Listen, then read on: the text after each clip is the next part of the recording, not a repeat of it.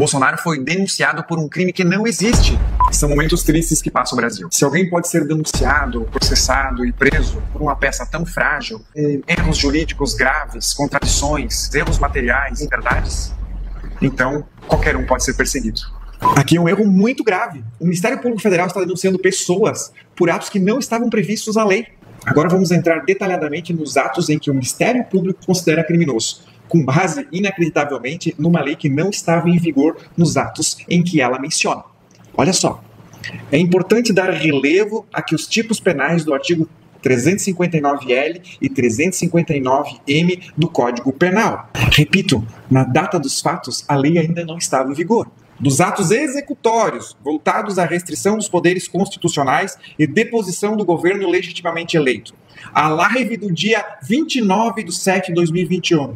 Portanto, antes da entrada em vigor da lei mencionada pelo Ministério Público. A denúncia cita vários atos prévios à vigência da lei penal, informando que esses atos configurariam continuidade ao plano da organização criminosa. O problema é que atacar o sistema eleitoral não é crime. Não está previsto em nenhuma lei penal. Veja, entrevista do dia 3/8/2021 e live do dia 4/8/2021. Poucos dias após a live do dia 29/7/2021, Jair Bolsonaro desferiu novos ataques ao sistema eleitoral, dando continuidade ao plano de organização criminosa. Mais adiante, a denúncia cita o discurso feito no dia 7 de setembro de 2021, como se fosse o início dos atos executórios. Só que esses tipos penais só entraram em vigor no dia 1º de janeiro de 2022. Discursos realizados em 7 de setembro de 2021. A estratégia se tornou ainda mais evidente nos discursos. As manifestações organizadas na data refletiam o êxito dos primeiros atos executórios.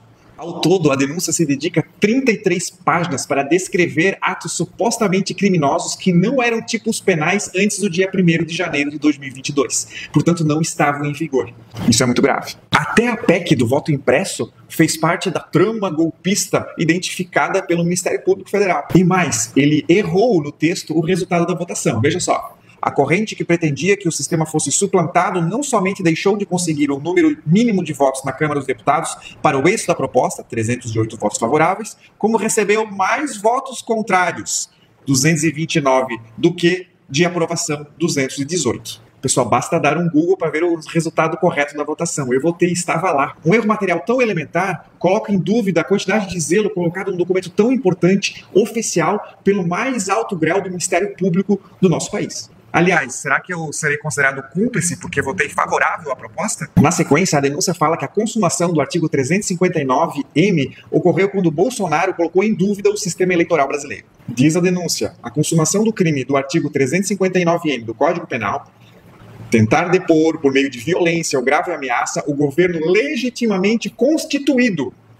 ocorreu por uma sequência de atos que visavam romper a normalidade do processo sucessório. Olha só, pessoal, a legalidade penal ela é estrita. Você só pode ser punido por aquilo que a lei exatamente diz, e não o que está na cabeça do julgador. O tipo do artigo 359-M, ele é só válido para quando o governo está constituído. E o Lula tomou posse somente em 2023. Nenhum ato praticado antes disso pode ser enquadrado nesse artigo. Logo na sequência, ele fala que no artigo 359-L, ele também poderia ser enquadrado. Olha só.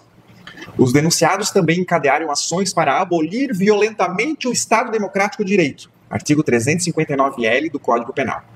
Minaram em manobras sucessivas e articuladas os poderes constitucionais diante da opinião pública e incitaram a violência contra as suas estruturas. Pessoal, impressão minha ou eles simplesmente ignoraram a expressão violência ou grave ameaça, que consta literalmente nesse artigo. Artigo 359-L.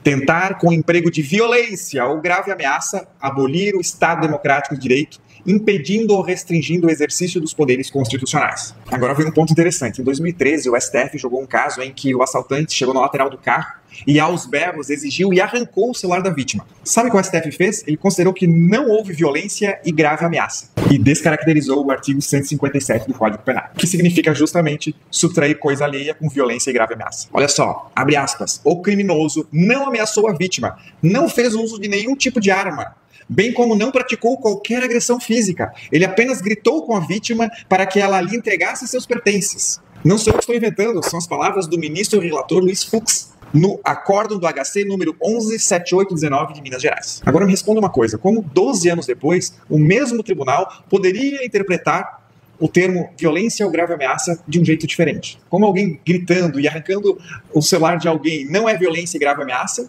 e por outro lado, alguém que simplesmente fala um plano que sequer se concretizou poderia ser considerado violência ou grave ameaça? Na sequência, a denúncia coloca duas versões diferentes sobre a participação dos denunciados no 8 de janeiro. A primeira, dizendo que houve uma participação, um auxílio moral e material. E a segunda, que supostamente eles teriam programado. Olha só, a organização também concorreu em 8 de janeiro de 2023 na Praça dos Três Poderes, em Brasília, Distrito Federal, mediante auxílio moral e material para a destruição, inutilização e deterioração do patrimônio da União. Na segunda versão, as ações progressivas e coordenadas da organização criminosa culminaram no dia 8 de janeiro de 2023, ato final voltado à disposição do governo eleito e à abolição das estruturas democráticas. Os denunciados programaram essa ação violenta com o objetivo de forçar a intervenção das Forças Armadas e justificar um estado de exceção. Seria muito importante que a denúncia definisse qual a participação dos denunciados, se apoio material e moral ou se realmente programaram o 8 de janeiro. Até porque, se for auxiliar material e moralmente, o tipo penal é outro, que é do artigo 349 do Código Penal. Na sequência, a denúncia menciona uma reunião ministerial acontecida no dia 5 de julho de 2022, onde o Bolsonaro menciona de que só perderia a eleição se o TSE alterasse os números nos computadores. Veja só, abre aspas, e a gente vê que a Datafolha continua. Mantendo a posição de 45%, e por vezes falando que o Lula ganha no primeiro turno. Eu acho que ele ganha sim. As pesquisas estão exatamente certas, de acordo com os números que estão dentro dos computadores do TSE, né? O fato é que se Bolsonaro falou isso numa reunião fechada, certo ou errado, ele tinha convicção do que ele estava falando. Então, no mínimo, ele cometeu um erro de tipo. O exemplo clássico é quando ele leva um objeto para casa achando que era dele. Obviamente, uma pessoa não pode ser condenada pelo crime de furto. Isso é uma excludente de ilicitude. Ora, se o Bolsonaro acreditava de que haveria algum tipo de fraude na eleição, obviamente ele incorreu em erro do tipo. E se ele incorreu em erro do tipo, obviamente ele não pode ser acusado e muito menos condenado em abolição do Estado Democrático de Direito. A verdade é que a denúncia tenta desqualificar esse erro do tipo, trazendo como se Bolsonaro soubesse de forma inequívoca que não houve ou não haveria fraude nas eleições. E é óbvio que isso é muito difícil de deduzir. Mesmo com um erro do tipo, Bolsonaro e os outros poderiam ser acusados na modalidade culposa, por exemplo, nos crimes de peculato, homicídio, incêndio e outros. Olha o que diz a doutrina, abre aspas, o erro de tipo essencial e inexcusável exclui apenas o dolo, respondendo o agente por crime culposo se previsto em lei. Só que adivinhe, não existe a modalidade culposa pelos crimes que eles estão sendo acusados. Na sequência, a denúncia ainda traz a reunião com os embaixadores para enfraquecer o Estado Democrático de Direito. Olha o que diz. O discurso promovido na ocasião, examinado em conjunto com as demais ações narradas nessa peça acusatória, encaixa-se na estratégia maior de enfraquecimento do Estado Democrático de Direito no âmbito nacional e internacional.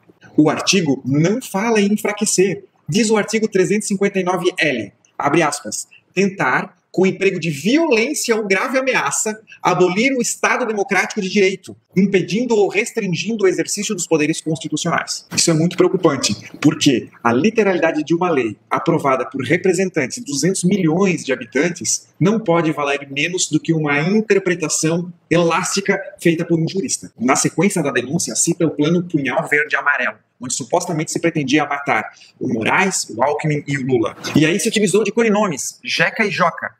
Jeca para Lula e Joca para Alckmin. Mas Juca, ninguém sabe quem é. Leio aqui a parte da denúncia. O plano utilizava o codinome Jeca para Lula da Silva e Joca para Geraldo Alckmin. Ainda visava atingir um quarto alvo, apresentado com o codinome Juca, que ainda não foi identificado pela autoridade policial. A denúncia afirma que esse plano, Punhal Verde e Amarelo de Jeca e Joca, foram impressos no Palácio do Planalto. O problema é que a única prova que existe é que, coincidentemente, lá no Palácio do Planalto, também houve a impressão de um documento com 3 páginas. Ou seja, não se sabe o que tinha esse documento e nem se efetivamente era esse plano. Consta da denúncia. O documento punhal verde e amarelo, renomeado PLJ.docx, foi impresso por Mário Fernandes no Palácio do Planalto, no próprio dia 9/11/2022 e posteriormente levado ao Palácio do Planalto. Lá nas notas está escrito, com o mesmo número de páginas do original. Conforme o relatório da Polícia Federal, esse documento supostamente é o mesmo porque tem 3 páginas. A denúncia ainda quer criminalizar a judicialização sobre a discussão das eleições feita pelo PL. Acontece que o PSDB fez algo muito similar em 2014, inclusive uma auditoria. A denúncia fala que naquela ação, após a intimação feita pelo ministro Alexandre de Moraes, o PL teria ficado inerte, o que não é verdade. Os advogados do PL responderam sim, dizendo os motivos dos quais não era necessário fazer o aditamento. A denúncia ainda afirma que o técnico que embasou a ação do PL teria dito que isso foi uma ação organizada, orquestrada de uma maneira dolosa pelos envolvidos. Acontece que não foi isso que ele disse na Polícia Federal. Abre aspas. Indagado se conhece pessoalmente o então presidente Jair Bolsonaro e quem o apresentou. Respondeu que nunca encontrou pessoalmente, não foi apresentado ao presidente Jair Bolsonaro. Depois a denúncia faz uma ilação, uma presunção, sem qualquer tipo de prova, de que os kits pretos teriam cancelado a ação contra o Alexandre de Moraes porque o comando do Exército teria abandonado ou não aderido ao golpe. Abre aspas. O cancelamento da operação coincide com o momento da confirmação de que o comando do Exército não haveria aderido ao golpe de Estado. O problema é que não há nenhuma comunicação que dê a entender isso. Depois a denúncia mostra um trecho onde um tenente-coronel do Exército diz que Jair Bolsonaro não iria assinar o decreto do golpe. Abre aspas. Sérgio Cavalieri explicou ainda o motivo do então presidente Jair Bolsonaro ainda não ter assinado o decreto. E o presidente não vai embarcar sozinho porque pode acontecer o mesmo que no Peru. Ele está com o decreto pronto, ele assina e aí ele vai preso. Então não vai arriscar. A mensagem confirma que a deposição do novo governo eleito não havia acontecido por circunstância alheia à vontade dos denunciados. O Ministério Público Federal relata de que isso seria uma circunstância alheia à sua vontade, de não assinar. Acontece que é exatamente ao contrário. É uma circunstância oriunda de não assinar, o que caracteriza a desistência voluntária, excluindo a ilicitude. Sabe qual é a prova que a denúncia apresenta para demonstrar que Bolsonaro tinha controle sobre as ações no dia 8 de janeiro? Pelo simples fato de que Mauro Cid, no dia 4 de janeiro, teria trocado mensagens e afirmado que haveria algo bom para o Brasil. A colaboração de Mauro Cid relatava que Bolsonaro alimentava esperanças de que ocorreria um golpe, e por isso ele não se esforçava em desmobilizar as manifestações em frente aos quartéis. Abro aspas. O então presidente sempre dava esperanças que algo fosse acontecer para convencer as Forças Armadas a concretizarem o golpe. O colaborador, inclusive, afirmava que esse foi um dos motivos pelos quais o então presidente Jair Bolsonaro não desmobilizou as pessoas que ficavam na frente dos quartéis. Esse relato mostra, por si só, a ausência dos elementos necessários para a caracterização do tipo penal. Não é relevante criminalmente se Bolsonaro queria ou não queria cometer o golpe. O fato é que ele não tinha os meios adequados para esse fim. E o crime não foi praticado. A denúncia simplesmente fala uma inverdade, que Mauro sabia o que iria acontecer no dia 8 de janeiro. Abro aspas. Mauro Cid já manifestava ciência sobre o ato de violência que ocorreria em poucos dias. Agora vem um ponto interessante. As mensagens trocadas por ele foram apagadas. E por isso é impossível se adivinhar o seu conteúdo. É assim que funciona essa denúncia. Várias ilações e presunções que se transformam em fatos e esses fatos são utilizados para pretender uma injusta condenação. Prova que é bom? Nada. Ao fim, a denúncia contra o Bolsonaro. O senhor Jair Messias Bolsonaro, pelos crimes de liderar organização criminosa armada. Artigo 2º, caput parágrafos 2º, 3º e 4º, inciso 2 da Lei 12.850 de 2013. Tentativa de abolição violenta do Estado Democrático de Direito. E assim por diante. Bolsonaro foi denunciado por um crime que não existe. Não existe liderar organização criminosa. O crime que existe é promover, constituir, financiar ou integrar pessoalmente ou por interposta pessoa organização criminosa, com eventual agravante de quem exerce comando individual ou coletivo da organização criminosa. Não está escrito liderar a organização criminosa. Liderar é um verbo que não consta no tipo penal identificado pela denúncia. Aliás, é muito curioso o Ministério Público Federal acusar Bolsonaro de liderar uma organização criminosa, sendo que ele era o chefe de Estado. A lei de organização criminosa, ele é para organização criminosa. Jamais, nunca se utilizou dessa lei, desse conceito, para punir agentes de Estado.